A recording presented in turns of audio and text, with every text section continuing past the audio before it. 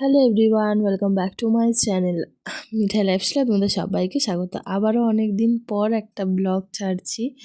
তো কিছু কিছু কারণে ভিডিও করতে পারিনি, তো সবার কাছে প্রথমেই সরি বলছি।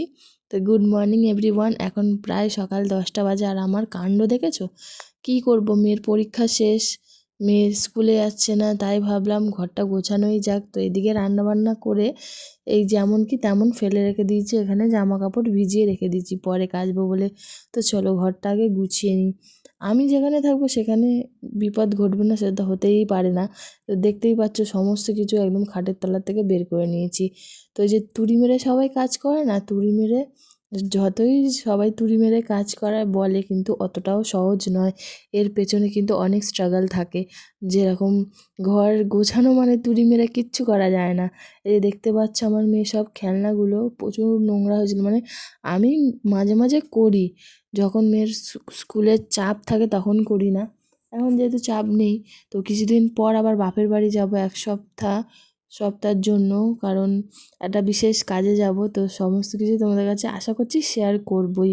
এই দেখতে পাচ্ছ এখানে মেয়ের পুতুলটা থাকে, আর ওই যে ছোট ছোট যে নীল লাল ডিব্বাগুলো দেখছো না, ওখানে মেয়ের জামা কাপড় থাকে।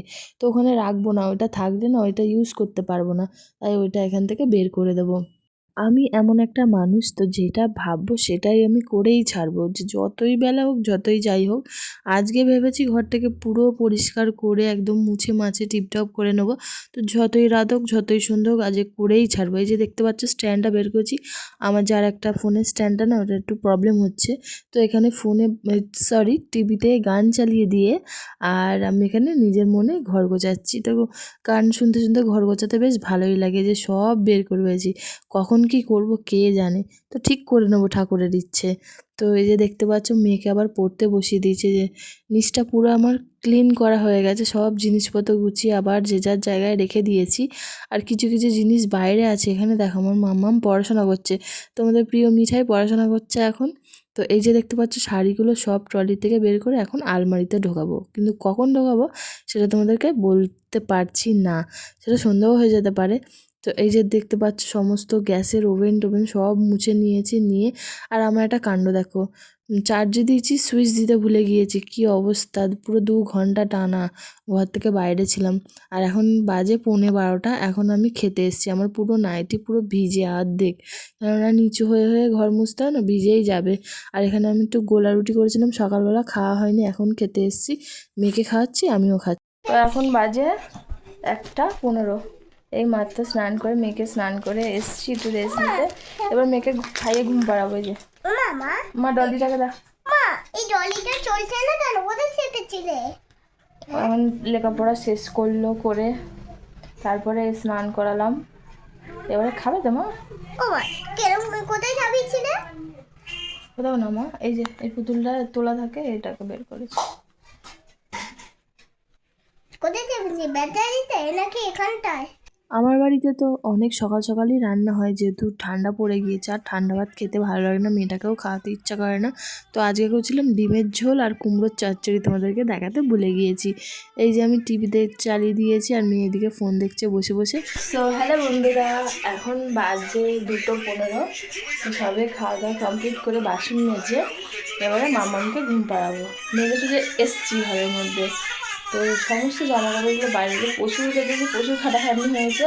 এখনও ঘরের কাজ অনেক বাকি আছে, তার মধ্যে মাম্মামকে তো ঘুম পাড়াতে হবে। ওকে ঘুম পাড়িয়ে নিয়ে তারপরে আমি কাজ বাজ করতেও পারি, তো ওকে পড়তে দিয়ে এসে তারপরেও করতে পারি, আমার ঠিক নেই এখন। এখন জানলাটা দেবো, যেহেতু ঠান্ডা পড়ে গেছে জানলা দেওয়া যায়।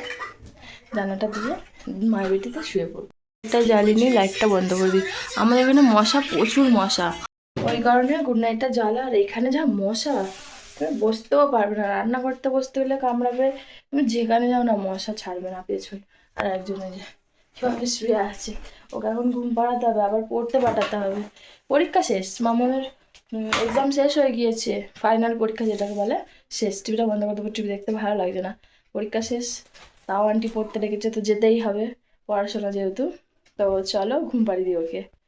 ঘড়িতে বাজে যে 4:20 বেজে হয়ে গিয়েছে।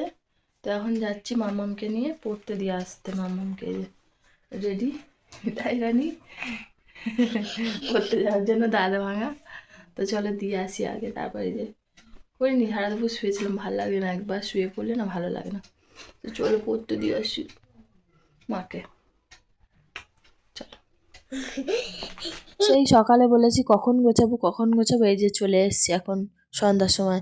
তো এখন দেখতে পাচ্ছ যে এই শাড়িটা দেখতে পাচ্ছ, এই শাড়িটা বলতে পারো আমার বরের প্রথম কিনে দেওয়া আমার শাড়ি। আমার বিয়ের সময় যখন আমি পালিয়ে বিয়ে করেছিলাম তখন আমার বর এই শাড়িটা কিনে দিয়ে, খুব সুন্দর জানো, খুব নরমও এই শাড়িটা, একদম গায়ে পরলে কিট হয় না, মনে হয় না যে শাড়ি পরেছে। আমার খুব ভালো লাগে, এত সফট শাড়ি, তোমাদেরকে কি বলবো। যাই হোক, কম দাম কিন্তু অনেক।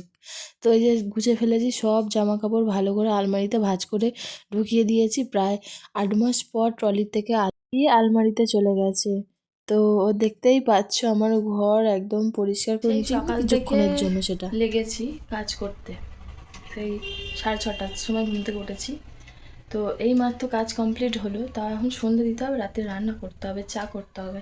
তো সেই সব আর তোমাদের সাথে শেয়ার করব না। আর চলো, বাইরে সন্ধ্যা লেগে গেছে, কারণ 5:30টা বাজেনি কিন্তু সন্ধ্যা লেগে গেছে।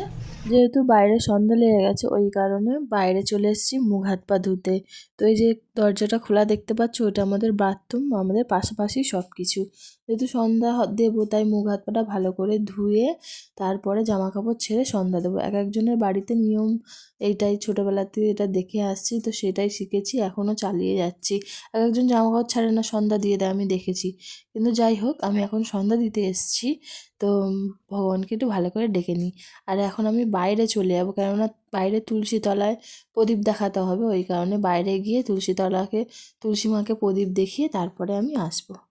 সারাদিনে যতই যাই করি না কেন এই সন্ধ্যাটা কিন্তু আমাকেই দিতে হয়। সকালের পুজো মাঝে মাঝে দিই, কিন্তু সন্ধ্যাটা প্রায় সময় আমিই দিই। আর যাই হোক, ভগবানকে তো দিনে একবার হলেও তো ডাকতে হবে না।